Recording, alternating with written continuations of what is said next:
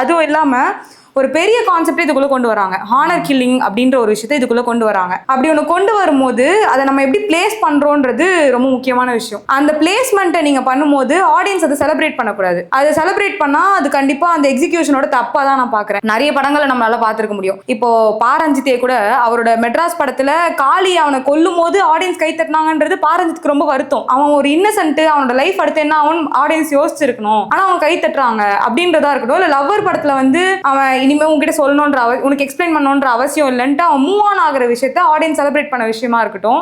இந்த மனநிலை இப்போ அந்த ஒரு கேரக்டர் காட்டுறாங்க, சரத்குமாரோட கேரக்டர் காட்டுறாங்க. அவரை ஃபர்ஸ்ட்ல இருந்தே ஒரு சப்போர்ட்டிவான அப்பாவா, ஒரு பயங்கர ஜோஷான அப்பாவா காமிச்சிட்டே வரும்போது அந்த இடத்துல ஒரு ட்விஸ்ட் வைக்கிறாங்க. அவன் வந்து ஒரு ஹானர் கில்லிங் பண்ற ஒரு காஸ்ட் மைண்ட் செட் இருக்க ஒரு ஆளு அப்படின்றத ட்விஸ்டா ரிவீல் பண்ணும்போது அந்த பிஜிஎம் அதை எலிவேட் பண்ணுது. நான் பாக்குற தியேட்டர்ல செலிப்ரேட் பண்றாங்க, விசில் அடிச்சு கை தட்டுறாங்க.